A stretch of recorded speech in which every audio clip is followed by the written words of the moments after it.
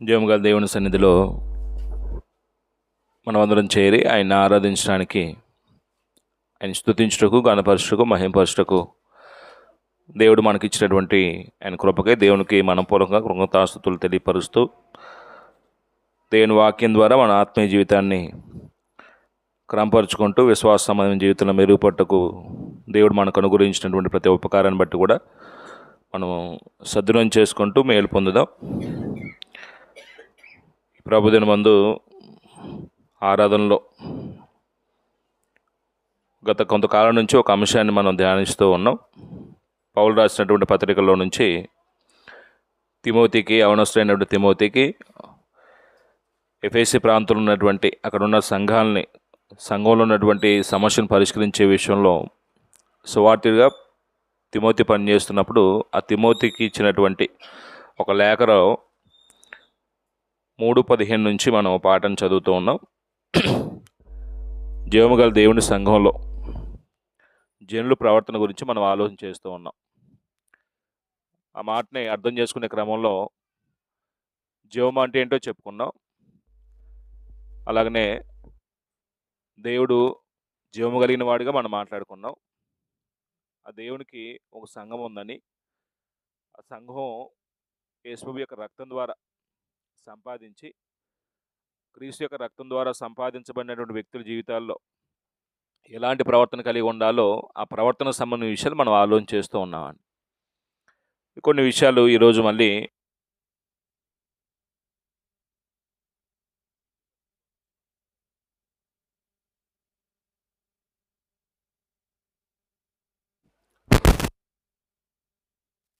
ఉన్నప్పుడు అంటే ఆ జనులు అంటే క్రీస్తు యొక్క సంఘ సభ్యులు.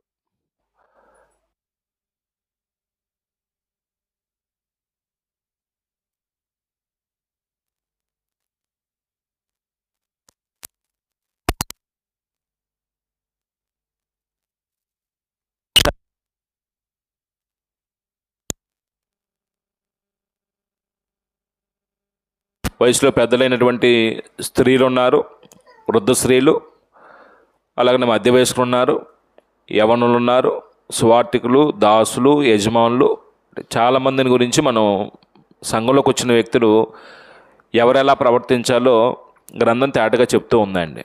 అంటే మనము వృద్ధుల గురించి మనం ఆలోచన చేసాం.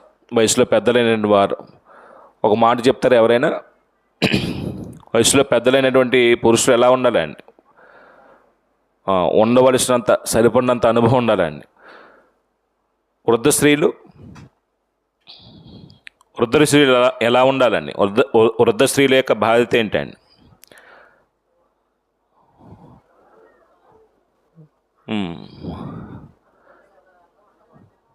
కొండిగత్తలుగా ఉండకూడదండి. అంటే వయసు వచ్చిన తర్వాత బాధ్యతలన్నీ తీరిన తర్వాత ఏ పని ఉండదు కాబట్టి ఆ ఇంటికి తిరిగి వాళ్ళ గురించి వీళ్ళ గురించి చెప్పకూడదండి. అది విశ్వాస జీవితానికి చిహ్నం కాదు. మధ్య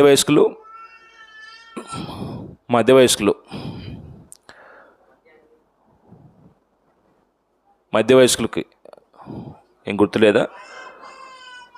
అంటే పవిత్రమైన జీవితం జీవిస్తూ ప్రార్థన చేసేవాడికి ఉండాలండి. అపవిత్రంగా జీవిస్తూ దేవుని సన్నిధిలో దేవుని కార్యక్రమం జరిగించడానికి రాకూడదు. పవిత్రమైన చేతులెత్తి అనే మాట అంతరంగంలో ఉన్న స్వభావానికి సంబంధించి శుద్ధ హృదయం కలిగిన వాడిగా ఉంటూ ఎటువంటి చెడుకి చోటివ్వకుండా జీవితాన్ని ప్రతి స్థలంలో కూడా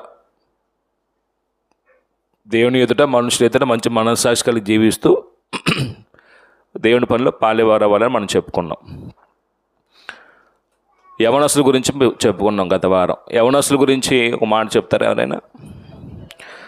అంటే బుద్ధి విషయంలో ఆరోగ్యకరమైన బుద్ధి ఉండాలండి. అంటే యవనులకి కొన్ని ఇచ్చులు ఉంటాయి.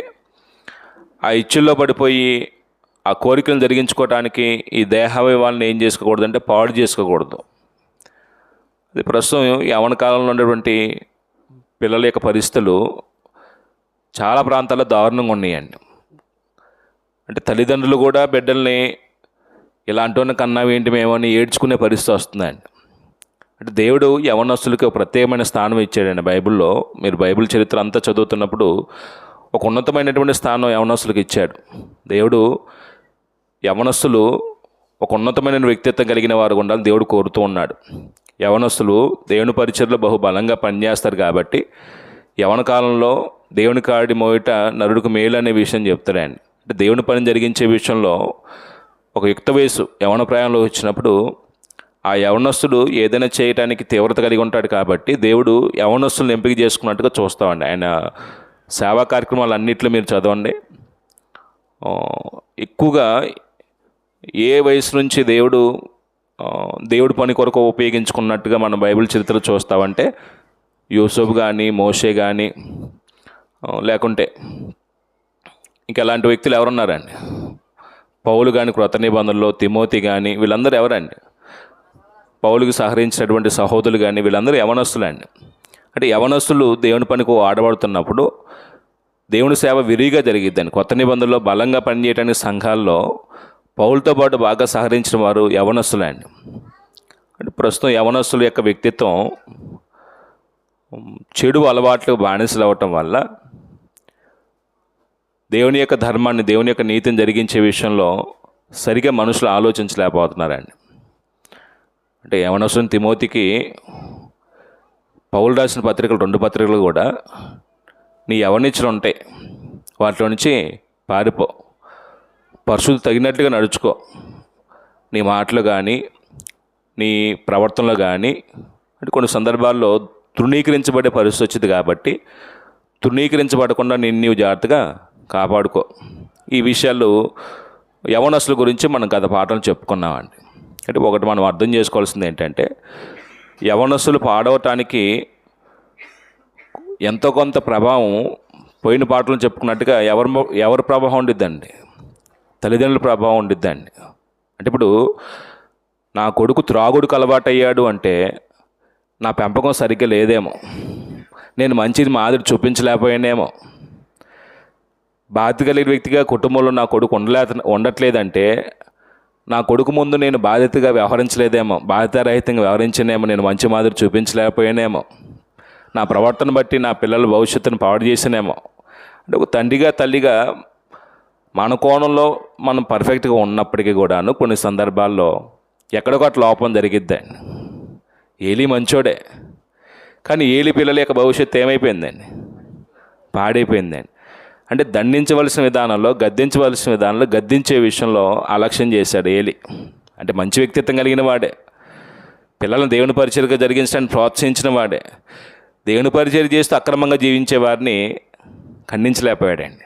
అంటే మనం కొన్ని సందర్భాల్లో కొన్ని సందర్భాల్లో మన బిడ్డల మీద మనకున్న ప్రేమ వాళ్ళు తప్పు చేస్తున్నప్పుడు ఆ తప్పుని ఖండించే స్థాయిలో ఖండించకపోతే ఆ తప్పును అలాగనే వాళ్ళు ఏం చేస్తారండి? కొనసాగిస్తారండి. అది పెద్ద తప్పు కాదు. అంటే మన కోణంలో మన పిల్లలు ఏది చేసినా రైట్ అనుకుంటామండి. అది మన బిడ్డల మీద ఉన్న ప్రేమ. పొరిగింటోళ్ళు చేస్తే అది తప్పు అండి. మన పిల్లలు బంగారం కాబట్టి మన పిల్లలు ఏం చేసినా సరే రైట్ అనుకుంటామండి. అలాంటి తత్వం కూడా మన పిల్లల భవిష్యత్తును ఏం చేస్తాయండి? అంటే ఈ విషయంలో పురుషుల కన్నా స్త్రీలు బలహీనమైనటువంటి మనస్తత్వం కలిగిన వారండి. చాలా కుటుంబాల్లో నాన్న భయం చెప్తాడు, భయం చెప్తున్న నాన్న నోరు మూయించిద్దండి ఆవిడ. పిల్లలు చేసే కార్యాలను సమర్థించిద్దండి. మరి ఎలా భవిష్యత్తు బాగుండిద్దండి? పిల్లల భవిష్యత్తు బాగుపడిద్దండి వాళ్ళ జీవితాలు? అంటే మన కారణం లేకుండా మన పిల్లలు పాడవరండి. మనం భక్తిగా ఉంటే మన పిల్లలను భక్తి మార్గం నడిపించుకోవడానికి దేవుడు కుటుంబానికి నాయకుడిని ఇచ్చాడు. ఆ నాయకుడికి స్త్రీ లోబడాలి, పిల్లలు లోబడాలి. రైట్. తీతు పత్రిక, ఈరోజు మనం యవన స్త్రీల గురించి మనం మాట్లాడుకుందాం అని చెప్పుకున్నాం కదా. అంటే గత పాఠాలు కొన్ని విషయాలు చెప్పుకున్నాం. తీతు పత్రిక వెళ్ళిపోదాం మనం. 2వ అధ్యాయము 3-5 వచనాల్లో చెరిపేస్తానండి.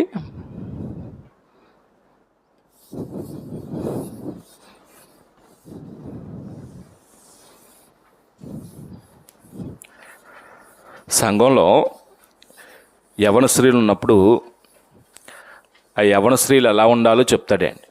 యవన స్త్రీలు వారి బాధ్యత ఏంటో చెప్తాడు. కుటుంబంలో కానీ ఆ కుటుంబ వాతావరణం సంఘంలోకి వచ్చినప్పుడు ఆ సంఘంలో ఆ యవన స్త్రీలు ఎలా ఉండాలో చెప్తూ 3-5 వచనాలు చదువుతున్నప్పుడు 5వ వచనం చివరి లైన్లో, ఇక్కడ 3వ లైన్లో అంటే 5 వేసి ఉంది కదా, కలిసి ఉన్నాయండి ఇవి 3-5 వచనాలు. ప్రవర్తన యందు భయభక్తు గలవారే ఉండవలననియు అంటాడండి. అంటే ఇది వయసులో పెద్దలైనటువంటి స్త్రీలు ప్రవర్తన విషయంలో భయభక్తి కలిగి ఉండాలి. యవనస్తులైన సహోదరులు కూడా ప్రవర్తన విషయంలో ఎలా ఉండాలండి? భయభక్తి కలిగిన వారిగా ఉండాలండి. ఇది ఇద్దరికీ వర్తించే మాటే. అంటే ఇది వయసులో పెద్దోళ్ళకే ప్రవర్తన విషయంలో జాగ్రత్తగా కాపాడుకోవటం, భయభక్తి కలిగి ఉండటం. మేము యవనంలో ఉన్నాం కాబట్టి మా ప్రవర్తన మా ఇష్టం, మేము ఎలాగే ఉండొచ్చు అంటానికి అధికారం ఏమి లేదండి. అంటే అక్కడి నుంచి వద్దాం మనం.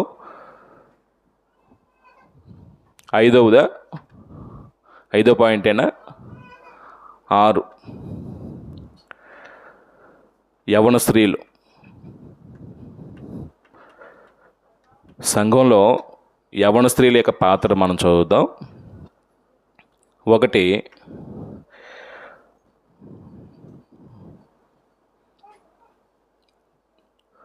ప్రవర్తన యందు భయభక్తి గలవారే ఉండవలననియు. వాస్తవానికి ఈ తీతు పత్రిక 2వ అధ్యాయం 1-10 వచనాల్లో పౌలు తీతుకు రాస్తూ సంఘంలో ఆయా స్థాయిలు కలిగిన వారు ఉంటారు, వారిని హెచ్చరించని తీతుకు రాస్తున్నాడండి ఈ మాటలో. మొట్టమొదట ఎవరిని హెచ్చరించాలని చెప్పాడంటే సంఘంలో పెద్దల్ని హెచ్చరించు అని చెప్పాడండి. వయసులో పెద్దవారిని హెచ్చరించని చెప్పాడు. తర్వాత వృద్ధ స్త్రీలను హెచ్చరించని చెప్పాడు. ఏమని హెచ్చరించాలంటే యవనస్తులైన స్త్రీలకు బోధించాలని వారికి హెచ్చరించని చెప్పాడు.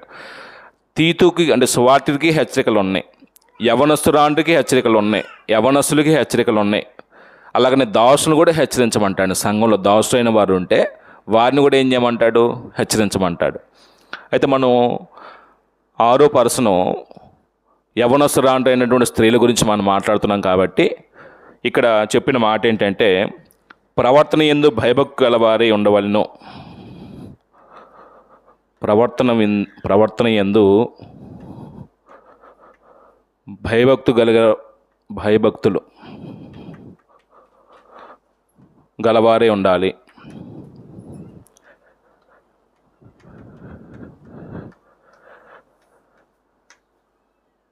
అంటే ఒక వ్యక్తి ప్రవర్తన బట్టే ఆ వ్యక్తిని గౌరవిస్తారండి, పురుషుడైనా స్త్రీ అయినా సరే. ఇప్పుడు యవనస్తుడైనటువంటి పురుషులకి చెప్పిన మాటలో యవనం బట్టి ఎవరినో నిన్ను తృణీకరించబడనీయకము అని చెప్తూ కొన్ని పదాలు చెప్పాడండి. నీ ప్రవర్తన విషయంలో కూడా తృణీకరించబడకూడదు అన్నాడండి. అంటే ప్రవర్తన బాగాలేదనుకోండి, అప్పుడు ఆ వ్యక్తి ఏం చేయబడతాడండి? మనుషులందరి చేత తృణీకరించబడతాడు. అంటే ఒక వ్యక్తి యొక్క ప్రవర్తనని కాచుకొని జాగ్రత్తగా ప్రవర్తింపజేసేది ఏంటంటే దేవుని యందు భయభక్తులండి. అంటే దేవుని పట్ల భయభక్తులు ఉన్న వ్యక్తి చెడుతనాన్ని అసహించుకుంటాడు, చెడు ఆలోచనలకు చోటివ్వడు, చెడుని జరిగించడానికి దూరంగా పారిపోతాడండి. ఇప్పుడు యోసేపు జీవితాన్ని మనం చదువుతున్నప్పుడు ఆయన యవన ప్రాయంలో ఉన్నాడు. యవన ప్రాయంలో ఉన్నటువంటి వ్యక్తి పాపం చేయడానికి అవకాశం వచ్చినప్పుడు పాపంలో పడిపోకుండా తను ఏం చేశాడు? పాపాన్ని దూరంగా పారిపోయినట్టుగా మనం చూస్తాం. అంటే యెహోవా యందు భయం అంటండి చెడుతనాన్ని అసహించుకునేలా చేస్తా అంటండి. భక్తి ఏం చేస్తా అంటే ఆయన్ని సంతోషపరచడానికి ప్రయత్నం చేస్తాయి. ఎప్పుడైతే చెడుని మనం అసహించుకొని చెడుకు దూరంగా పోయామో అప్పుడు దేవుని యొక్క పరిశుద్ధత మనకు అర్థమైంది. కాబట్టి ఆ పరిశుద్ధం జరిగించే విషయంలో మన వ్యక్తిత్వం, నేను ఈ చెడులో పడిపోకూడదు, ఈ చెడుతనాన్ని జరిగిస్తే దేవుడు నా విషయం దుఃఖపడతాడు, ఈ చెడుతనం నుంచి దూరంగా పారిపోవాలని ఒక వ్యక్తి ఆలోచన చేస్తే ఆ చర్యను బట్టి దేవుడు ఏం చేస్తాడో సంతోషిస్తాడండి. అంటే పురుషుడైనా స్త్రీ అయినా పాపం చేసే అవకాశం వచ్చినప్పుడు దేవుని యందు భయభక్తి కలిగిన వాడు పాపం చేయడండి. మరి ఎందుకు మనుషులు ప్రార్థనకు వస్తున్న పాపం చేస్తున్నారు అంటే భయంతో ఉన్నామని నటిస్తారు తప్ప నిజంగా భయం కలిగిన వ్యక్తులం కాదని మనం. సారీ ఈ మాట అన్నందుకు. నేను దేవుడు అంటే చాలా భయం అని నటిస్తాను, కానీ రహస్యంగా జరిగించేయి లేరండి. రహస్య జీవితాలను జరిగించే వాళ్ళు లేరా? మీరు పేతురు పత్రికలోనే ఎఫెసు పత్రికను చదివితే రహస్యకాలను విసర్జించుడు అంటాడండి.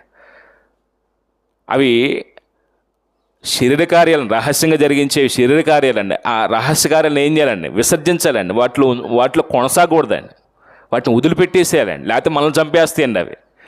కానీ కొంతమంది పురుషులు స్త్రీలు అలంకారికంగా బాప్తిసం పొంది రహస్యంగా జరిగించే కార్యాలు రహస్యంగానే జరిగిస్తున్నారండి. చాలా చోట్ల మారు మనసు లేని యవనస్తుల యొక్క ప్రవర్తన బట్టి సంఘాలు నిందించబడుతున్నాయండి. ఇలాంటి వాళ్ళ ఇల్లు అని సమాజం చూసి అసహించుకునే పరిస్థితి వస్తుందండి. వాళ్ళ వస్త్రధారణ కానీ, వాళ్ళ అలవాట్లు కానీ, వారి మాట తీరు కానీ, వాళ్ళ యొక్క జీవన శైలి కానీ చూసిన వాళ్ళు వీళ్ళు పరిశుద్ధులు అనే మాట అనటానికి కూడా అవకాశం లేకుండా బ్రతుకులు ఉన్నాయండి. అందుకే నేను మొన్న చెప్పిన మాట మీ ఎంతమందికి అర్థమైంది. కానీ మారు మనసు లేని యవనస్తుడు సంఘంలోకి వస్తే యవనస్తుడైన యవనస్తురాలైనా సరే ఆ సంఘం ఇతరుల దృష్టిలో ఎలా కనపడిద్దండి? గౌరవప్రదంగా ఉండిద్దా? అసహించబడిద్దా అండి. మన కుటుంబంలో ఉన్న కుటుంబాన్ని అసహించుకుంటారా అండి? అది కొత్త ఏం కాదు. సంఘంలోకి వచ్చినటువంటి వ్యక్తులు ఆ మారు మనసు లేని వారి ప్రవర్తన బట్టి దేవుడి నామాన్ని అవమానపరుస్తున్నారు. చూసిన వాళ్ళు అసహించుకుంటారండి. రెండు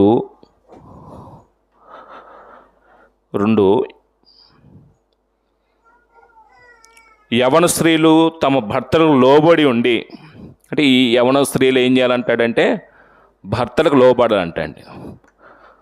భర్తలకు లోబడాలి అంటే భర్తకు లోబడటం అనేది దైవ నియమమా లోక నియమమా? అది దైవ నియమం అండి. దేవుడు మొట్టమొదట ఆదామును సృష్టించి ఆదాము సహకారిగా అవ్వనిస్తే వారిద్దరిని దేవుడు వివాహంలో జతపరచబడినప్పుడు ఈ స్త్రీని నడిపించే పాత్ర ఎవరికి ఇచ్చాడంటే పురుషుడికి ఇచ్చాడండి. కుటుంబాన్ని నడిపించే పాత్ర ఎవరికి ఇచ్చాడంటే పురుషుడికి ఇచ్చాడండి.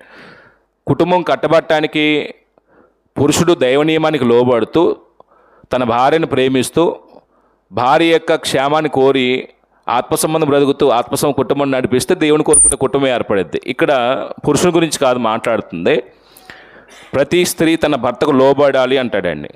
అప్పుడు బైబిల్లో ప్యాటర్న్ ఏంటంటే ఎంతలా లోబడాలి? క్రీస్తు దేవునికి ఎంతగా లోబడ్డాడో అంతలా లోబడాలి. యేసుప్రభుకి సంఘం ఎంత లోబడిద్దో అంత లోబడాలండి. అలాగనే ప్రతి పురుషుడికి స్త్రీ ఈ ప్యాటర్న్ చూసి దేవునికి యేసుప్రభు ఎప్పుడైనా ఎదురు తిరిగాడా? ఎదురు చెప్పాడా? నా ఇష్టం అన్నాడా? చాలా చోట్ల చాలా కుటుంబాల్లో వచ్చే సమస్యలు ఏంటంటే భార్యాభర్తల మధ్య చిన్న చిన్న ఇష్యూస్ వచ్చినప్పుడు ఎందుకని రోడ్డు ఎక్కుతారు వాళ్ళిద్దరూ. భార్యాభర్తలు అన్నాక మాట అనుకుంటారండి. అది రోడ్డు దగ్గర రాకూడదండి, రోడ్డు మీద రాకూడదండి. రోడ్డు మీదకి ఎప్పుడు వచ్చిద్దండి? అమ్మాయి ఇప్పుడు రాలేదా? నా ఇష్టం అన్నప్పుడు నా ఇష్టం అయితే నువ్వు నాకు అక్కర్లా ఏం చేస్తాడు పురుషుడు? కోపంతో బయటికి గెంటేస్తాడండి. స్త్రీ ఎప్పుడు నా ఇష్టం అనకూడదండి. అనొచ్చండి, సారీ నేను మిమ్మల్ని కించపరిచే విధంగా మాట్లాడట్లేదు అంటే లోబడటంలో ఎదురాటం ఉండదండి. పురుషుని మీద ఆధిపత్యం చేయడానికి అధికారం లేదండి.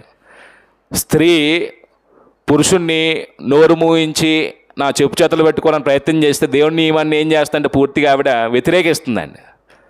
పురుషుడు దేవునికి లోబడినట్టుగా అంటే దేవుని యొక్క నియమానికి లోబడ్డట్టుగా యేసుప్రభు గురించి మనం చదివిన మాటలను బట్టి తండ్రి అని దేవునికి ఎలా లోబడతాడో ఈ స్త్రీ ఏం చేయాలంటే దేవుని నియమం కాబట్టి లోపడాలండి. ఇప్పుడు కొన్ని సందర్భాల్లో వాళ్ళు మూర్ఖులండి, వాళ్ళు నీతిగా బ్రతికే వాళ్ళు కాదండి, అయినా సరే లోపడాలంటే అయినా సరే ఏం చేయాలండి? లోపడాలి. ఎంతవరకు అంటే దాని పరిధి ఉందండి. దేవుని చిత్తానికి ఆటంకం కలిగినంతసేపు లోబడవచ్చండి. ఇప్పుడు ప్రార్థన జీవితానికి భక్తి జీవితానికి ఆటంకం కలుగుతుంటే ప్రయారిటీ ఎవరికి ఇవ్వాలండి? అప్పుడు దేవునికి ఇవ్వాలండి. భర్తకు లోబడాలని చెప్పిన బైబిలే దేవునికి మొదటి స్థానం ఇవ్వాలని చెప్తుందా లేదా? కొంతమంది మూర్ఖంగా ఉంటారండి, కొంతమంది భర్తల విషయంలో. ఇప్పుడు అలాంటి వాళ్ళకు కూడా లోబడాల్సిందే, అది దైవ నియమం. కానీ పరిధి ఉందండి. అతని యొక్క ప్రవర్తన విషయంలో ఒకవేళ దైవ నియమానికి వ్యతిరేకంగా లేనంత వరకు మనం లోబడవచ్చు, అంటే మీరు లోబడవచ్చు అండి. దైవ నియమాన్ని అడ్డగించే విధంగా అతని వైఖరి ఉంటే, ప్రార్థన లేదని మానేసాయి అంటే తీసే, బైబిల్ తీసే, ఇంట్లో నుంచి ఇలా ఉండకూడదని తీసేయమంటే, అక్కడ వరకు ఆ విషయంలో మొత్తం జాగ్రత్త పడాలండి. మీరంటే నాకు గౌరవమే, మీకు అన్ని విషయాలు లోబడతాను. కానీ దైవ నియమానికి విరుద్ధంగా ఉంటే మాత్రం నేను లోపలేనండి.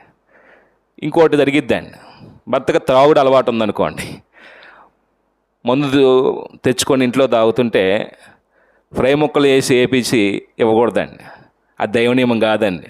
లోబడమంది కదండి దేవుడు, ఆయన చెప్తున్నాడండి వాక్యం, నాకు లోబడమంటున్నాడండి. చేయొచ్చండి అమ్మ స్త్రీలు? మీ భర్త మీ ఇంట్లో తాగుడని పెట్టాడు, ఒక కార్యక్రమం పెట్టాడు, తాగుతున్నాడు, మీరు అతనికి ఫ్రై ముక్కలు వేసి పెట్టవచ్చా? ఆ అపవిత్రతలో మీరు ఏమవ్వకూడదండి, బాలిభాగస్తులు కాకూడదండి. అది దైవ నియమానికి విరుద్ధం అండి. మధ్యలో దుర్వ్యాపారం కలదండి. త్రాగుబోతులు దేవుని రాజ్యాన్ని హక్కుదారులు కాదండి. నువ్వు దేవుని రాజ్య పౌరురాలు అయితే సాతాను సంబంధమైన కార్యాలు నువ్వు ఏం చేయకూడదండి, ప్రోత్సహించకూడదండి. ఈ అపవిత్రమైన దాన్ని నన్ను పాలేవాడిని చేయ, మంచిలో కూడా ఇవ్వకూడదండి ఆడికి. సారీ వాడు అన్నాను, తాగుడు, నేను మందు అవుతున్నాను, నాకు నీళ్ళు తెచ్చి అంటాడండి, ఇవ్వచ్చండి? ఆ అపవిత్రమైన పనిలో నన్ను పాలువాడిని చేయగలనండి. మీరు కష్టపడి సంపాదిస్తారు రూపాయి, తాగుడు డబ్బులు లాగిపోతాడండి, ఇవ్వచ్చండి? ఆ పాపలో మనం పాలుభాగాలు కాకూడదండి. అంటే మీరు ఎంత జ్ఞానం చొప్పున ఉంటారో కొంచెం అంత జాగ్రత్తగా ఉండాలండి. అంటే ఇక్కడ పురుషాహంకారం ఉండిద్ది. అతను మూర్ఖుడైతే కొడతాడు, తిడతాడు, ఏమైనా చేస్తాడు. అది ప్రభు నిమిత్తం నేను పడుతున్న నిందని, శ్రమని, బాధని ఓర్చుకునే తత్వాన్ని, సహించగలిగే మనసును నాకు దయచేయమని ప్రార్థన చేసుకోవడం తప్ప అతని మీద తిరుగుబాటు చేయకూడదండి, అతను వ్యతిరేకంగా మాట్లాడకూడదండి. ఒకవేళ అతను వంకరోడే, అతను చెడ్డోడే, అతను చెడుతనాన్ని నువ్వు వేలెత్తి చూపిస్తున్నప్పుడు అతనిలో మార్పు తీసుకురాగలమండి. అంటే సహించడం అనేది స్త్రీకి దేవుడు ఇచ్చినట్టు గొప్ప ఆశీర్వాదం అండి, గొప్ప గుణం అండి. పురుషుడి కన్నా స్త్రీ ఎక్కువ సహిస్తుందండి. అందుకు లోబట్టం అనేది పురుషుడు చెప్పలేదండి, ఎవరు చెప్పారంటే స్త్రీకి చెప్పాడండి. ఏ కుటుంబమైనా పురుషుని మీద పతనం చేసే కుటుంబంలో ఆ కుటుంబాలు ఎదుగుపోతూ ఉండదండి. వాళ్ళ పిల్లలకి పెళ్ళిళ్ళు సరిగ్గా అవ్వండి, ఎవరో ఆ కుటుంబాన్ని ఇష్టపడరండి. వెళ్ళిపోదాం అంటే భర్తకు లోబడాలనే కూడా నేర్పించాలండి. ఎందుకంటే ఇప్పుడు చదువుకొని ఉద్యోగాలు చేసే స్థాయికి వచ్చింది స్త్రీలు కూడా. పురుషులతో పాటు మేము అన్ని విషయాలు సమానం అంటున్నారు, సమానమే. కానీ దేవుని నియమం దగ్గరికి వచ్చేసరికి విషయంలో దేవుని యొక్క నియమానికి ఏం చేయాలండి? ప్రతి స్త్రీ నువ్వు ఎంత ఉద్యోగం చేసినా నీ భర్తకి ఏం చేయాలండి? ఉద్యోగం చేస్తున్న పిల్లలు ఒకసారి, చదువుకున్న పిల్లలు గమనించండి. నువ్వు ఎంత ఉద్యోగం చేసినా భర్తకి ఏం చేయాలండి? లోబడాలండి. అటు చదువు రాదు అయినా సరే నువ్వు ఉద్యోగం చేసినా సరే నువ్వు లోబడాలండి. అది దేవుడు స్త్రీకి అలంకారంగా ఇచ్చాడు లోబడటం అనేది. ఇంకో మాట చెప్పాడండి. మూడో విషయం ఏంటంటే, తమ భర్తలను శిష్యులను ప్రేమించువారును అన్నాడండి. అంటే భర్తను, శిష్యులను ప్రేమించేవారు ఉండాలి, ప్రేమించాలి. ఇది యవనస్తులైనటువంటి స్త్రీలకు ఇచ్చినటువంటి నియమం, ప్రేమించాలి. నువ్వు ఒకవేళ దేవుని కుమార్తెగా ఆత్మ సంబంధంగా జీవితాన్ని ప్రారంభిస్తే నీ భర్తకు లోబడి ఉండటం నీకు అలంకారం. దీన్ని బట్టి గౌరవించబడతావు, దీన్ని బట్టి మనుషులందరి చేత కొనియాడబడతావు, దీన్ని బట్టి కుటుంబాన్ని కట్టుకుంటావు. భర్త స్థానాన్ని కోరుకోకూడదు ఎప్పుడు కూడాను. భర్తని చెప్పు చేతలు పెట్టుకొని నా మాట జవదాడ్డాన్ని గొప్పలుగా చెప్పుకోకూడదు. అది దేవుని నియమాన్ని వ్యతిరేకించిన వాళ్ళం అవుతాం. ఇంకో విషయం చెప్తున్నాడు, భర్తలను శిష్యులను ప్రేమించని అంటాడు. అంటే ఇది కూడా ఎందుకు చెప్తున్నాడు? మళ్ళీ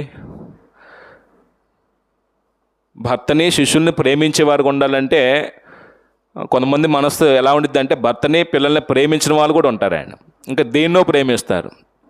అప్పుడు ఇప్పుడున్న తరాన్ని మనం చూస్తే ఫోన్లు వచ్చిన తర్వాత, ఈ టీవీ సీరియల్స్ వచ్చిన తర్వాత భర్త కన్నా వాటికి ఎక్కువ స్థానం ఇస్తామండి, పిల్లల కన్నా వాటికి ఎక్కువ ప్రాధాన్యత ఇస్తామండి. పిల్లలకి భోజనం పెట్టే సమయం ఉండట్లేదండి. కొంతమంది సంపన్నులు అయితే పిల్లలకి తమ చేతులతో కష్టపడి వంట చేసి పిల్లలకి అన్నం పెట్టే పరిస్థితి ఉండట్లేదండి. పనులకు అప్పచెప్పి మీరు చూసుకొని అంటున్నారండి. ఆ తల్లి ప్రేమ ఎప్పుడు పొందుకుంటారు వాళ్ళు? అంటే తల్లిని, ఆ ప్రేమని పొందుకోవటానికి దేవుడు శిశువుల్ని ఇస్తే, శిశువుల్ని ఏం చేయలేకపోతున్నారు ప్రస్తుతం పరిస్థితిని బట్టి, టెక్నాలజీని బట్టి, లేకపోతే ఈ బిజీ వాతావరణాన్ని బట్టి పిల్లల్ని ప్రేమించలేని పరిస్థితి అండి. అపవిత్రమైన సంబంధాలు ఉన్నటువంటి ఏ స్త్రీ కూడాను భర్తని ప్రేమించదు, పిల్లల్ని ప్రేమించడండి. వాళ్ళ యొక్క చెడుతనాన్ని జరిగించుకోవడానికి ఏం చేస్తారంటే ఆ పిల్లల్ని, భర్తని కూడా చంపేయడానికి ప్రయత్నం చేస్తారండి. ఇప్పుడు ప్రస్తుతం మనం సమాజంలో ఎక్కువ జరుగుతున్నాయండి అలాంటి. 4, ఇక్కడ ఇంకో మాట చెప్తున్నాడు అండి, స్వస్థ బుద్ధి గలవారని అన్నాడండి. స్వస్థ బుద్ధి అంటే యవన స్త్రీలు బుద్ధి విషయంలో ఎలా ఉండాలంటే స్వస్థ బుద్ధి, ఆరోగ్యకరమైన బుద్ధి, స్వస్థ బుద్ధి గలవారుగా ఉండాలి. అంటే ప్రస్తుతం ఇది చాలా కుటుంబాల్లో మనం గమనిస్తున్నప్పుడు బుద్ధి, ఆరోగ్యకరమైన బుద్ధి ఉండదండి చాలా పిల్లల్లో. అంటే చాలామంది పిల్లల్లో కొంతమంది మాత్రం కొంచెం అంటే బుద్ధి విషయంలో ఆరోగ్యకరంగా ఉంటారు. బుద్ధి అనేది కుళ్ళు బుద్ధి ఉండకూడదండి, వంకర బుద్ధి ఉండకూడదండి. ఇంకో మాట చెప్తాను ఏంటంటే, అది దేవుడు మానవ 2 భాగాలతో సృష్టించని చెప్తాం కదండి. హృదయము, మనసు, మనస్సాక్షి అనేది శరీరానికి ఉండే, ఆత్మకు ఉండే. ఆత్మలో భాగాలు, శరీరానికి అవయవాలు ఎలా ఉంటాయో కళ్ళు, ముక్కు, కాళ్ళు, చేతులు, ఇవి ఆత్మలో కూడా భాగాలు ఉంటాయని చెప్పుకుంటామండి. మనసు, హృదయము, మనస్సాక్షి. ఇప్పుడు ఆలోచనలు ఎక్కడ పడతాయి? మనసులో వస్తాయి. కోరికలు, ఎమోషనల్స్, భావోద్రేకాలు అంటాం, అవి ఎక్కడ కలుగుతాయి అంటే హృదయంలో కలుగుతాయి. అంటే హృదయము మంచి భావోద్రేకాలతో ఉంటే మంచి క్రియలు చేస్తాం. మనసు మంచి ఆలోచనలు వస్తే, మంచి కోరికలు ఉంటే మంచి కార్యాలు జరిగించడానికి పూనుకుంటామండి. ఇప్పుడు యవ్వన కాలంలో ఉన్నటువంటి పురుషుడైనా స్త్రీ అయినా సరే కోరికలు మంచి వస్తాయా, చెడ్డవి వస్తాయా? ఆలోచనలు మంచి వస్తాయా, చెడ్డవి వస్తాయా? అంటే ఈ జ్ఞానేంద్రియాలు ఉన్నాయి చూడండి, ఈ కోరికలు అదుపు చేసుకునే తత్వం కలిగిన వారికి ఉండాలండి. అంటే బుద్ధి పాడవటానికి కారణం ఏంటంటే లోపల శరీర సంబంధమైన ఇచ్చలు ఉంటాయండి. ఆత్మలో మనసు, హృదయం అనేది పాడైపోతే ఈ శరీర సంబంధమైన ఇచ్చలను జరిగించుకోవడానికి ఏం చేస్తారంటే తమ దేహ వివాల్ని సాధారణంగా మలుచుకుంటారండి. అందుకు నేనేనే మాట ఏంటంటే, యవన ప్రాయంలో మనసులో పుట్టే కోరికల్ని, హృదయాల్లో పుట్టే భావోద్రేకాలని చెరిపి వేసుకుంటే వ్యక్తిత్వం కూడా ఏమైపోయిందంటే చెడిపోయిద్దండి. కాబట్టి ఆ కోరికల్ని, ఆ ఇచ్చల్ని అదుపు చేసుకునే ప్రక్రియ ఉంటే మాత్రం యవన ప్రాయంలో తాము ఏం చేయగలరంటే దేవుని ఎదుట పరిశుద్ధులుగా జీవితాన్ని కొనసాగించగలరండి. కాబట్టి బుద్ధి పాడవటానికి కారణం ఏంటంటే ఆశల్ని అదుపు చేసుకోలేకపోవటం అండి, కోరికల్ని అదుపు చేసుకోలేకపోవటం. వారికి ఉన్నటువంటి ఇచ్చలను జరిగించుకోవడానికి, తమ మనసును ప్రేరేపించుకోవటాన్ని బట్టి బుద్ధి ఏమైపోతుందండి? పాడైపోతుందండి. ఇక్కడ ఇంకో మాట చెప్తాను, భర్తని శిష్యులను ప్రేమించేవారు ఏ ఉండాలి అంటే భర్తకి పరిచయం చేస్తూ, పిల్లలకి పరిచయం చేస్తూ ఆనందించే తల్లులు, స్త్రీలు ఎంతమంది ఉంటారండి? భర్తకి ఏదైనా పని చేస్తూ, పిల్లలకి ఏదైనా పరిచయం చేస్తూ ఇది భాగ్యం అని ఆనందించే స్త్రీలు ఎంతమంది ఉంటారండి? ఉన్నారా ఎవరైనా? ఎవరు లేరా? అంటే విసుకోకూడదండి. పిల్లలకి పని చేస్తూ, భర్తకి పరిచయం చేస్తూ విసుకునే తల్లులు ఉండకూడదండి. వాళ్ళు ప్రేమించే వాళ్ళు కాదండి. అంటే భార్యని దేవుడు భాగస్వామికి ఇచ్చినప్పుడు భర్తకు పరిచయం చేయటం గొప్ప ఆనందంగా ఎంచుకోవాలండి. అమ్మ నువ్వు కంట్రోల్ చేయమ్మా, కొంచెం డమ్ములు కాదు నాన్న. భర్తనే శిష్యులను ప్రేమించే ఏ స్త్రీ అయినా వాళ్ళకి పరిచయం చేస్తూ విసుకోదండి. యథార్థంగా వాళ్ళు పరిచయం చేస్తూ ఆనందించేదిగా ఉండిద్దండి.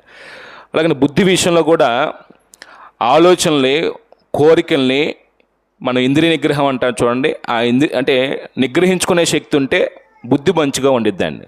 అది ఒకవేళ మనం కంట్రోల్ చేసుకోలేకపోతే మాత్రం ఎవరైనా పాపంలో పడిపోతారండి. అందుకే తర్వాత మాట ఏమంటాడంటే పవిత్రులుగా ఉండాలనే మాట చెప్పాడు చూడండి. అన్నాడమ్మా మాట. ఎప్పుడు అపవిత్రమైందంటే బుద్ధి వంకరైతేనండి. శిష్యులను ప్రేమించేవారును, స్వస్థబుద్ధి గలవారును, పవిత్రులుగా ఉండాలి. పవిత్రులుగా ఉండాలి. యవన స్త్రీలు పవిత్రులు అంటే ఇది కూడా చెప్పాలా, పవిత్రతగా ఉండాలి అని. అంటే కొన్ని దేశాల సాంప్రదాయం చాలా వరస్ట్గా ఉండిద్దండి. నేను ఆ దేశానికి కించపరచడం కాదు, మనం అది తప్పు కాదని పెద్ద. అంటే నేను ఒక నవల చదివానండి. దాంట్లో యుఎస్లో కొన్ని సంవత్సరాల క్రితం, అంటే చెప్పవచ్చో లేదో ఈ మాట, అంటే అభ్యంతర పడతారేమో, అయినా ఆ రోత సంస్కృతి ఒకసారి తెలుసుకుంటే మన పిల్లల భవిష్యత్తు కొంచెం జాగ్రత్త కాపాడుకుంటామండి. అంటే యవనస్తులైనటువంటి స్త్రీల్లో యుఎస్లో కొన్ని ఏళ్ళు క్రిందట జరిగినటువంటి ఒక సంగతి ఒక కామెంట్ అని రాశాడండి. ఏంటంటే అది ప్రతి 7 ఒకరు ప్రెగ్నెంట్ అవుతారంట అండి. పెళ్ళికి కాకముందండి నేను చెప్తుంది, పెళ్ళైన తర్వాత కాదు, పెళ్ళి కాకముందే ప్రతి 7 ఒకరు అపవిత్రమైనటువంటి లైంగిక సంబంధం కలిగి గర్భిణీలు అవుతారంట అండి. సంవత్సరానికి ఇంచుమించుగానంటండి 10 లక్షల అభాషణలు అవుతాయి అంటండి. ఒక సంవత్సరంలో 10 లక్షల అభాషణలు పెళ్ళి కాకముందు. చూడండి, అది తప్పని తల్లులు తమ బిడ్డలకు నేర్పుకున్నారా అలా చేయొద్దు, అలాంటి అపవిత్రమైనది మన కుటుంబంలో జరగకూడదని. అంటే మన దేశానికి ఇంకా రాలేదండి. అక్కడక్కడ కొంతమంది అపవిత్రమైనటువంటి కార్యాలు జరిగిస్తున్నారు, కానీ కొంతమందికి నీతి పట్టిందండి. అంటే తమ పిల్లలు ఈ పాపంలో పడకూడదని కొంతమంది తమ బిడ్డల కొరకు ప్రార్థన చేసేవాళ్ళు ఉన్నారు. కొంతమంది వదిలేశారండి. అసలు వీళ్ళు మాటినే వాళ్ళు కాదు, వీళ్ళు చెప్పినా సరే అని వదిలేశారండి. కొంతమంది ఆ తల్లిదండ్రులు బట్టి చెడిపోయినటువంటి వ్యక్తిత్వం కలిగిన వారు పిల్లలు ఉన్నారండి. నేను ముందే చెప్పాను, తల్లిదండ్రుల ప్రభావం పిల్లల మీద చాలా ఉండిద్ది. బిడ్డలు పాడవుతున్నారంటే, అపవిత్రమైనటువంటి సంబంధాలు పెట్టుకుంటున్నారంటే ఆ తల్లిదండ్రుల దగ్గర ఏదో చెడు ప్రభావం పడిందండి, మంచి ప్రభావం చూడలేదండి. అంటే ఈ కారణాలన్నిటి చేత అమెరికాలో అది పెద్ద తప్పు కాదండి. మరి మన భారతదేశంలో మన సంస్కృతి గురించి చాలా సందర్భాలు మాట్లాడుతాం. ఇప్పుడు అలాంటిది రోత సంస్కృతి ఒకవేళ మనలోకి వస్తే, మన కుటుంబాల్లోకి వస్తే అది ఎంత ప్రమాదం అండి. కాబట్టి యవ్వన కాలంలో పవిత్రులుగా ఉండటం అనేది కుటుంబానికి గౌరవాన్ని ఇచ్చేది, వ్యక్తిగతంగా ఆ స్త్రీకి కానీ గౌరవాన్ని ఇచ్చిద్దండి. అపవిత్రమైనటువంటి ఏ యవనవసరాన్ని బట్టి ఆ కుటుంబాన్ని ఏం చేయరండి, గౌరవించరండి. తల్లిదండ్రులు గౌరవం ఉండిద్దండి, గౌరవించరండి. ఏ అపవిత్రమైన సంబంధాలు పెట్టుకోకూడదండి వివాహం అయిన తర్వాత. 6 మంచివారినే ఉండాలనే మాట చెప్పాడు కదండి. ఇంట ఉండి పని చేసుకునే వారిని ఉండాలి. ఇంట ఉండి పని చేసుకునే వారిగా ఉండాలి.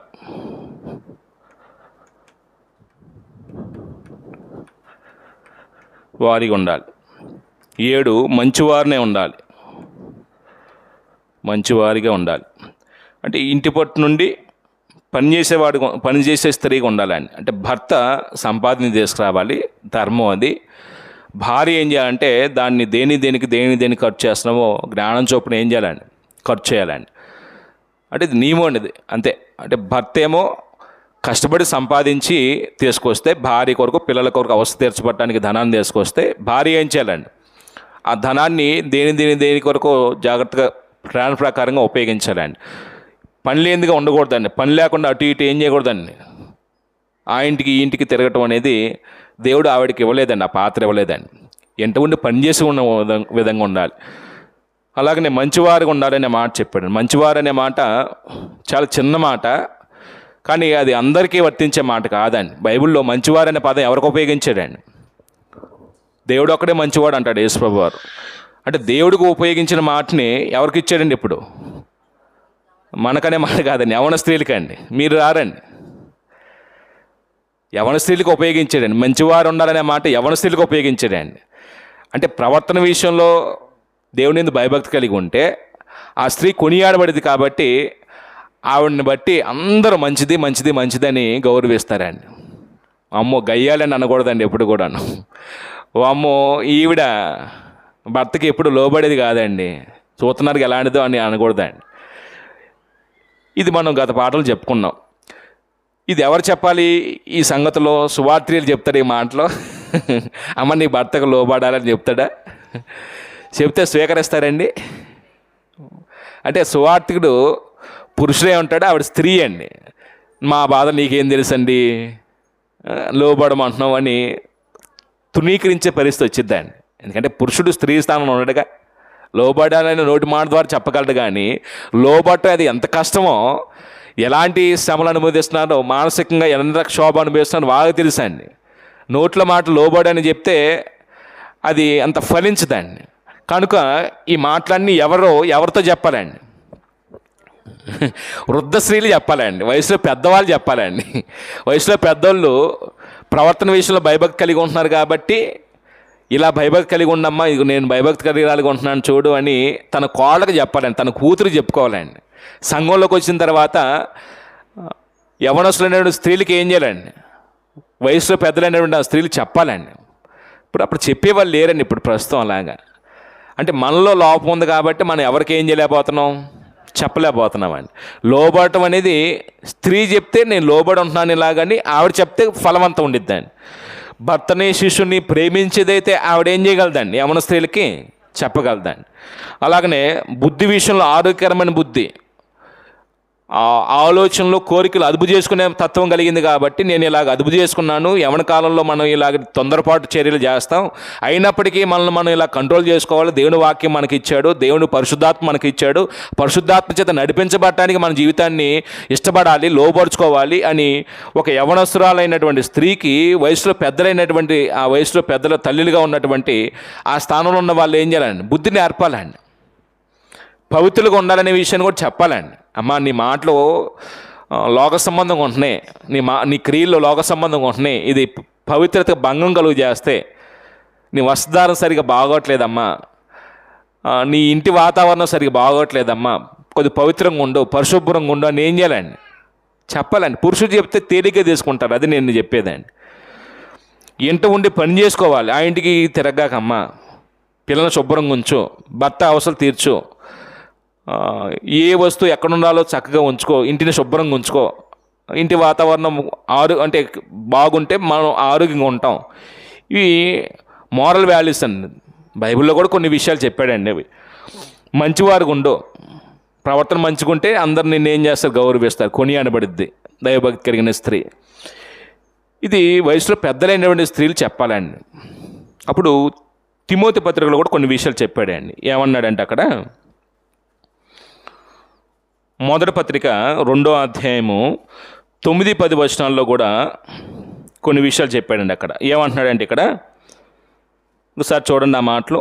మరియు స్త్రీలను, అంటే సంఘంలో అన్ని స్థాయిల వారి గురించి చెప్తూ ఇక్కడ స్త్రీల గురించి ప్రస్తావించాడు. పురుషుల గురించి చెప్పిన తర్వాత స్త్రీలను అణుకొయ్యు స్వస్థబుద్ధి గలవారే ఉండి తగుమాత్రము వస్త్రముల చేతనే కానీ జడలతోనైనను బంగారంతోనైనను ముత్యములతోనైనను మిగులు వెలగల వస్త్రములతోనైనను అలంకరించుకొనక దైవభక్తి గలవారమని చెప్పుకొని స్త్రీలకు తగినట్లుగా సత్క్రియల చేత తమ్మును తాము అలంకరించుకొనవలెను.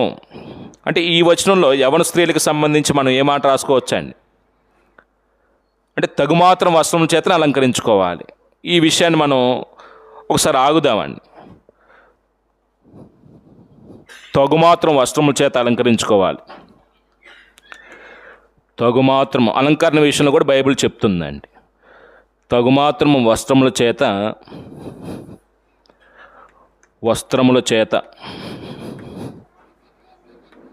అలంకరించుకోవాలి.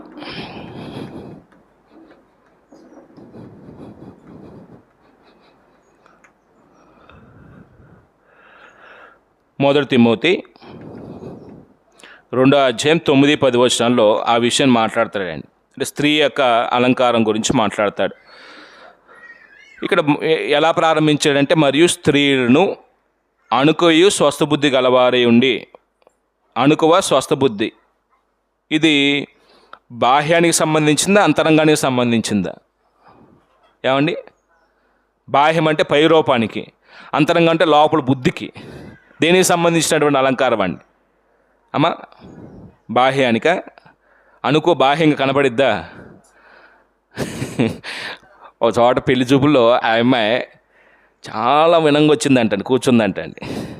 అబ్బో మా కోళ్ళలో, కాబోయే కోళ్ళు ఎంత వినయంగా ఉందో, ఎంత మంచిదో అనుకున్నారంట అండి. పెళ్లి చేశారంట ఆ అబ్బాయికి. పెళ్ళైన తర్వాత తెలిసిందంటండి అసలు జీవితం అసలు ఏమాత్రం లోపడదంటండి. అతని గౌరవించదు, మామగారిని గౌరవించదు, భర్తను అసలు గౌరవించదు అంటండి. పెళ్ళిలో మాత్రం ఏం చేస్తాడండి? అది నటనండి. నటన వేరు, జీవితం వేరండి. అది కాదు, బాహ్యం కనపడేది కాదండి, అదంతా నటనండి. అది క్రియారూపంలో దాల్చాలండి. అణుకువ అనేది, నమ్రత అనేది బాహ్యానికి కనపడేది అంటే కనపడేది కాదండి. నీ వస్త్రాన్ని బట్టి మనం ఒక వ్యక్తిని ఏం చేయలేమండి. ఇలాంటి వాళ్ళని మనం ఎస్టిమేషన్ మనం వేయలేమండి. మనం ఇవ్వగలమా పై రూపాన్ని అంటే ఇక్కడ పై రూపం విషయంలో కూడా కొంతమందికి లిమిట్ ఉండదండి. ఎలా ఉండాలో కూడా కొంతమందికి అవగాహన ఉందండి. ఇక్కడ ఏం చెప్తున్నాడంటే, మరియు స్త్రీలు అణుకొయు స్వస్థబుద్ధి గలవారే, ఇది అంతరంగానికి సంబంధించిందండి. తగుమాత్రము వస్త్రముల చేతనే కానీ, ఇది ఇక్కడ చెప్పాడండి. ఎలా కనపడాలి? తగుమాత్రం వస్త్రం అంటే తగుమాత్రం అంటే ఉండవలసినంత. ఇంకో మాట, జడలతోనైను, బంగారంతోనైను, ముత్యములతోనైను, మిగిలి వెలగల వస్త్రంతోనైనా అలంకరించుకొనక. అంటే అసలు వద్దంటున్నాడా? జల్లేసుకోవద్దనే, ఎరేసుకొని తిరగమనే? అసలు బంగారం వద్దంటున్నాడా? అంటే తగుమాత్రం అనే మాట మనం గమనించాలండి. అంటే మితంగా ఉండాలి ఏది చేసినా సరే. అందుకు కింద ఏమంటాడంటే 10వ వచనంలో, దైవభక్తి గలవారమని చెప్పుకుని స్త్రీలు తగినట్లుగా అన్నాడండి. అంటే ఇప్పుడు ఒక స్త్రీని చూసినప్పుడు ఆవిడ ఏం కనబడాలండి? ఆమె వస్త్రధారణలో కానీ, ఆమె వేషభాషలో కానీ, ఆవిడ నడతలో కానీ, ఆవిడ జీవన విధానంలో కానీ, ఒక పురుషుడు చూసినప్పుడు, ఒక స్త్రీ చూసినప్పుడు ఇవి దైవభక్తి కలిగింది, దేవుని యందు భయభక్తి కలిగింది అనేది ఒక వ్యక్తి చూసినప్పుడు ఆవిడ ప్రవర్తన బట్టి తెలుసుకోవాలండి. దైవభక్తి కలిగినటువంటి స్త్రీలకు తగినట్లుగా. అంటే ఇప్పుడు ప్రవర్తన బట్టి వీళ్ళు దైవభక్తి కలిగిన వారనే మాటలో గుర్తించవచ్చండి. మనం తర్వాత పేతురు పత్రికలు కూడా అదే చూస్తామండి. అంటే పూర్వనున్న స్త్రీలందరూ కూడా ఇలాగనే అలంకరించుకున్నారు అంటాడండి. పరిశుద్ధ స్త్రీలు తగినట్టుగా అలంకరించుకున్నాడు అంటాడండి. అంటే ఒక వ్యక్తి, లేకపోతే స్త్రీ గురించి మాట్లాడుతున్నాడు కాబట్టి బాహ్య అలంకారం గురించి కాదు కానీ ఇక్కడ చెప్తుంది అంతరంలో స్వభావాన్ని గురించి మాట్లాడుతూ ఏమంటున్నాడంటే,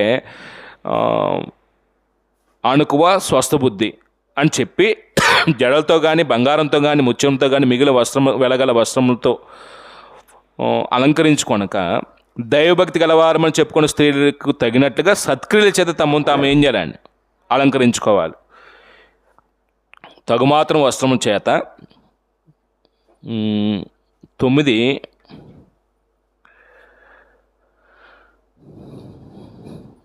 మనం ఏం రాసుకుందామంటే, బాహ్య అలంకారం కాక అంతరంగంలో స్వభావాన్ని అలంకరించుకోవాలి. అంతరంగంలో స్వభావాన్ని అలంకరించుకోవాలి.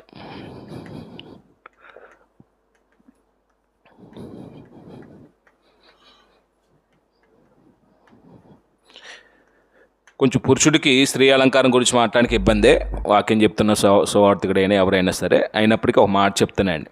అంటే దేవుడు స్త్రీ యొక్క నిర్మాణం చేసినప్పుడు అందంగానే చేశాడు తప్ప వికృతంగా ఏం చేయలేదండి.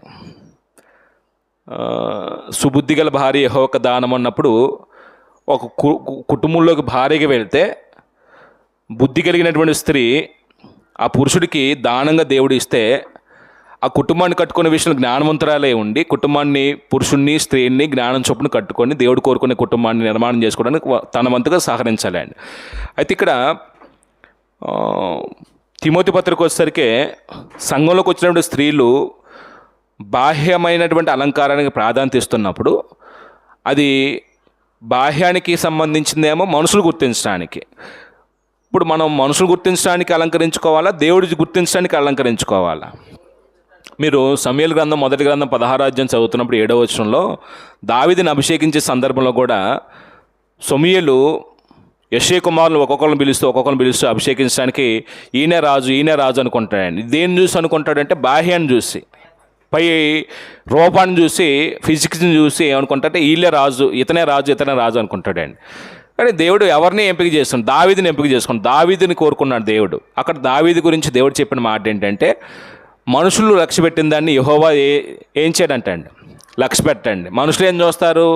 పై రూపాన్ని చూస్తారు. మీరు పెళ్ళిళ్ళలో మీ అబ్బాయికి పెళ్లి చేయాలనుకుంటున్నారు, ఏం చూస్తారండి? వెళ్ళి అమ్మాయి దగ్గరికి వెళ్ళి ఎర్రగుందా, నల్లగుందా, చక్కందా కాదా, ఇంకా స్త్రీలు అయితే జడంత బాగుంది, ఇవన్నీ చూస్తారండి.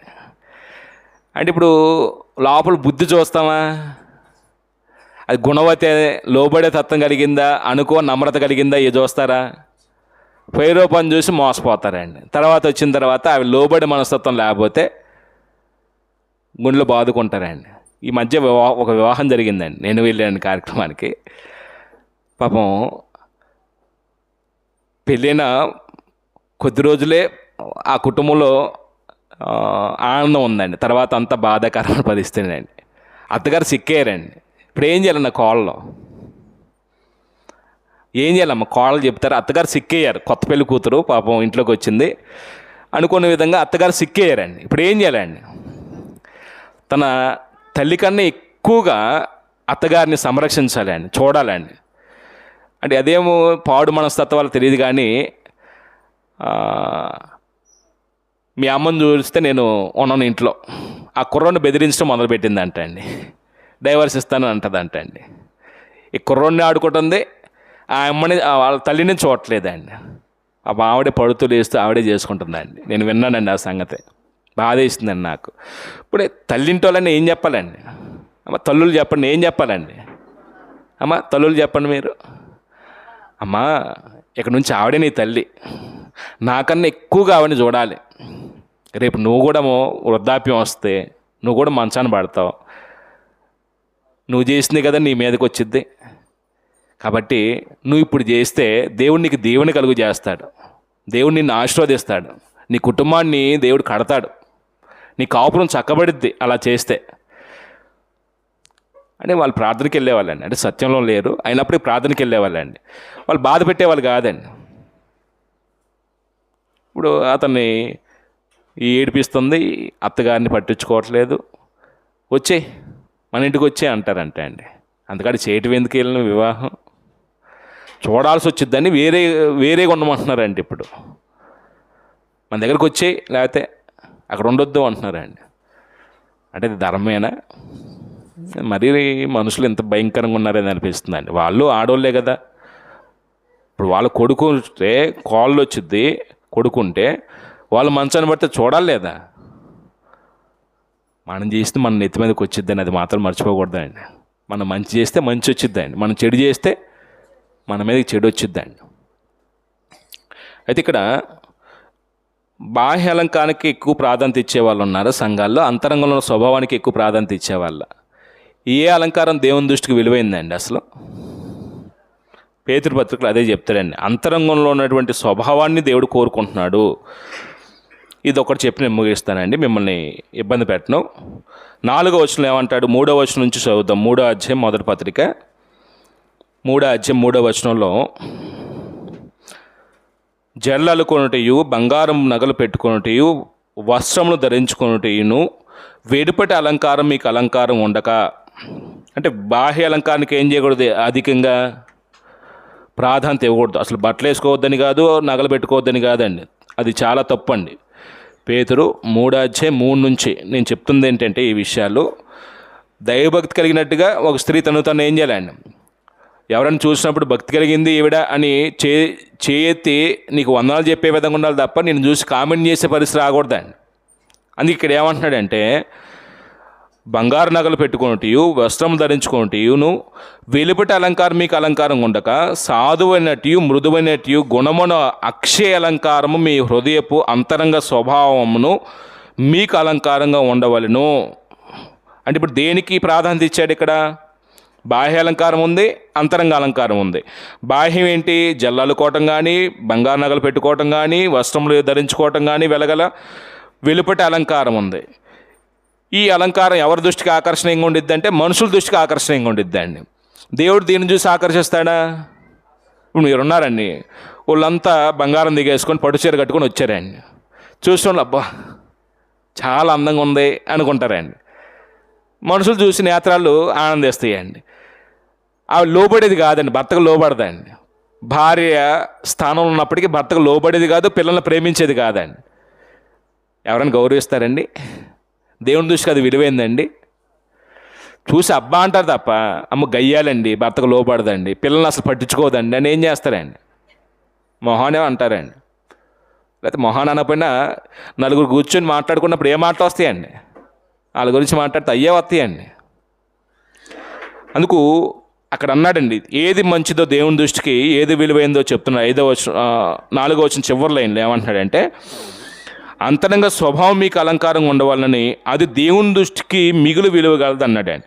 ఏది దేవుని దృష్టికి మిగులు విలువ కలిగింది? అంతరంగంలో స్వభావం దేవుని దృష్టికి మిగులు విలువ కలిగిందండి. ఇప్పుడు మన పిల్లలు అందంగా అలంకరించబడితే మనం చూసి మురుసుకుంటామండి. అంటే మనం అందంగా ఉండటం తప్పు కాదు, కానీ ఒకటి మర్చిపోతామండి, మనం బుద్ధి విషయంలో కూడా వాళ్ళని అలంకరించాలనే సంగతి మనం ఏం చేస్తామండి? అమ్మ పెద్దవాళ్ళకి గౌరవించాలి, ఎవరిని తోలనగా మాట్లాడకూడదు, విపరీతమైన అలంకరణ పాపంలోకి నడిపించింది కాబట్టి కొంచెం తగుమాత్రంగా ఉండాలమ్మా, పరిశుద్ధి తగినట్టుగా అలంకరించుకోవాలమ్మా అని యవనస్తుల పిల్లలకి ఏం చేయాలండి? తల్లులు చెప్పాలండి.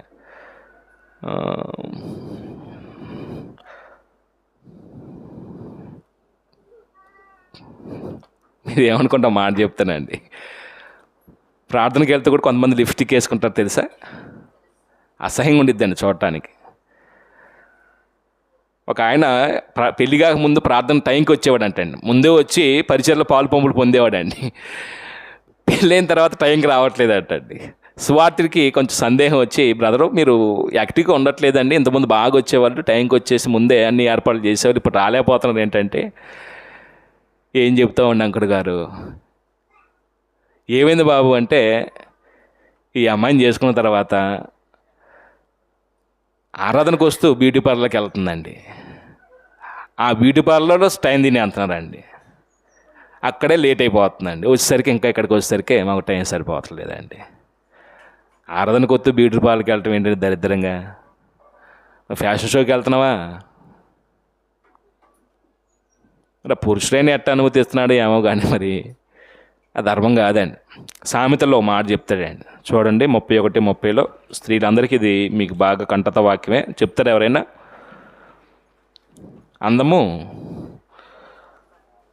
అందం మోసకరము, ఎవరు కొనియాడబడతారంటండి?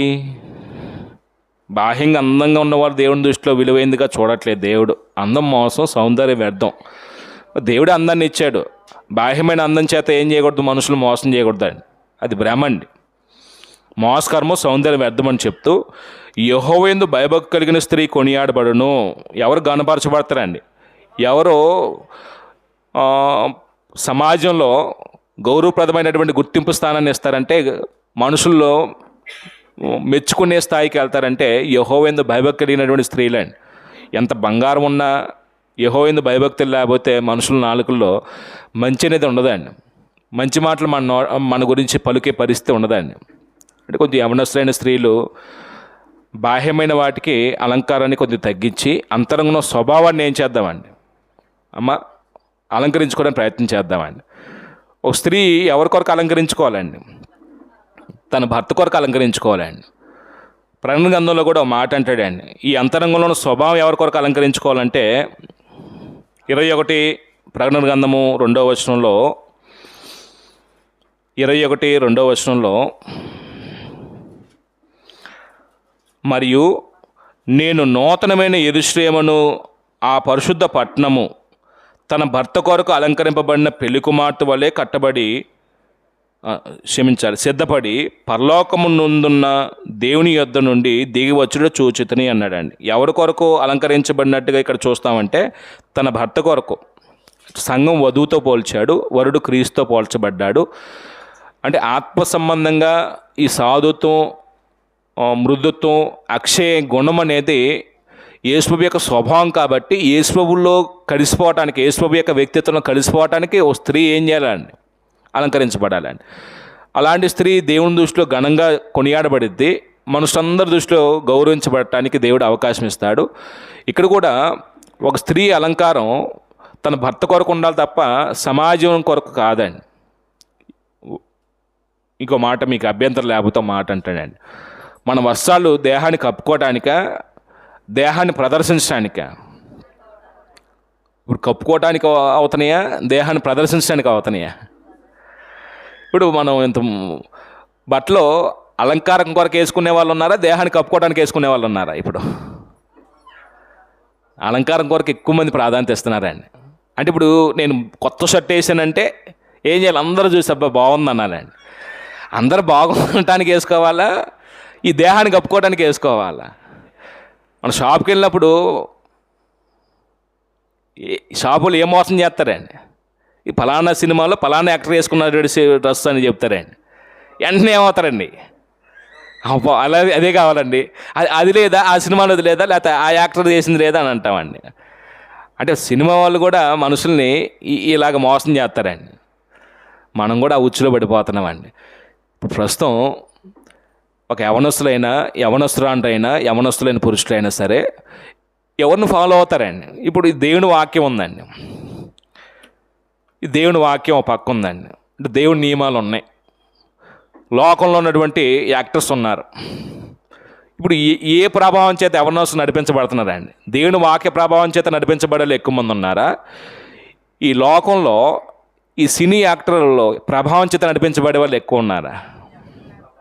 మన వస్త్రధారణ, మన క్రాఫ్, మన నడవడి, మన హెయిర్ స్టైల్ ఇవన్నీ కూడాను సినిమా వాళ్ళని ప్రదర్శించడానికి మనం చేస్తాం తప్ప యేసుని ప్రదర్శించడానికి చేసేవాళ్ళు తక్కువ అండి. మనం ఎవరిని ప్రదర్శించాలి అండి? సంఘంలోకి వచ్చినప్పుడు ఓ పురుషుడైన స్త్రీ అయినా, యవనస్తుల గురించి నేను కంప్లీట్ చేస్తున్నాను. ఒక యవనస్తులైనా యవనస్తురాలైనా ఎవరిని ప్రదర్శించాలండి? నీ మాటలు ఎవరు కనపడాలండి? యేసుప్రభు కనపడాలండి. నీ వస్త్రధారణలో ఎవరు కనపడాలండి? యేసుప్రభు కనపడాలండి. ఒకవేళ నువ్వు ఏదైనా పని చేస్తున్నప్పుడు నీలో ఎవరి స్వభావాన్ని, ఎవరి తత్వాన్ని చూడాలి? యేసుప్రభు యొక్క తత్వాన్ని చూడగలగాలండి. అలాంటి సమాజం, అలాంటి కుటుంబాలు, అలాంటి సంఘాలు ఉంటే దేవుడు సంతోషిస్తాడండి. ప్రస్తుతం దేవుని ప్రభావం, దేవుని వాక్య ప్రభావం కంటే కూడాను సినిమా వాళ్ళ ప్రభావం ఎక్కువ ఉంటుందండి. అందుకే చిరిగిపోయిన ప్యాంట్ వేసుకోవటం, విపరీతమైన అలంకరణ ప్రాధాన్యత ఇవ్వటం, అలాగ అలంకరించబడితేనే నన్ను చూస్తారని మనుషులను ఆకర్షించటం, ఇవన్నీ పాపపు ఇచ్చలు జరిగించే కార్యక్రమాలండి.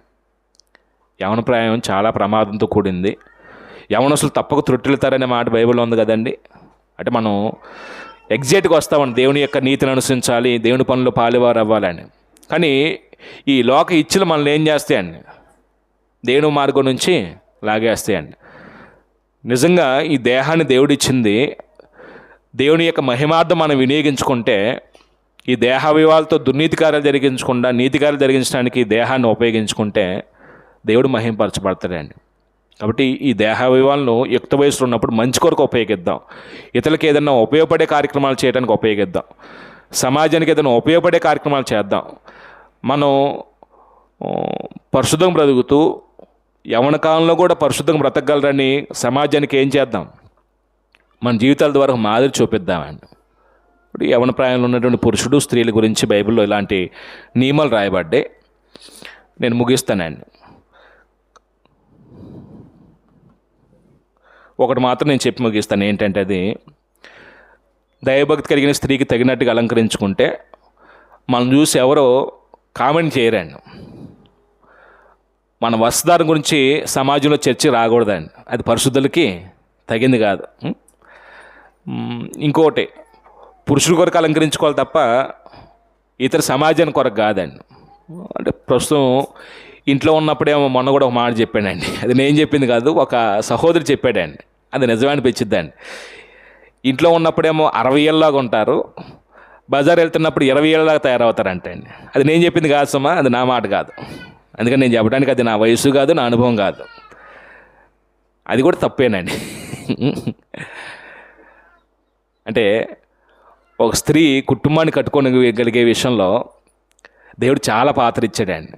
భర్తను ప్రేమిస్తూ, పిల్లల్ని ప్రేమిస్తూ, ఇష్టపడి వాళ్ళ పట్ల యథార్థంగా ప్రవర్తిస్తే తన బుద్ధి బాగుంది కాబట్టి, పవిత్రతగా ఉండేది కాబట్టి, దేవుని పరిచర్లో వాళ్ళు పాలు పంపులు పొందితే వాక్యం ఎప్పుడు తృణీకరించబడదండి.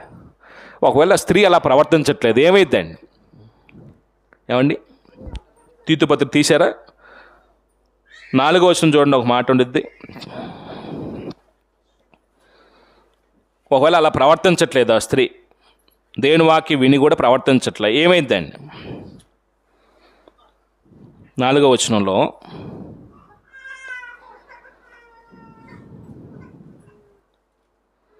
అంటే ఎన్నో లైన్ అంటే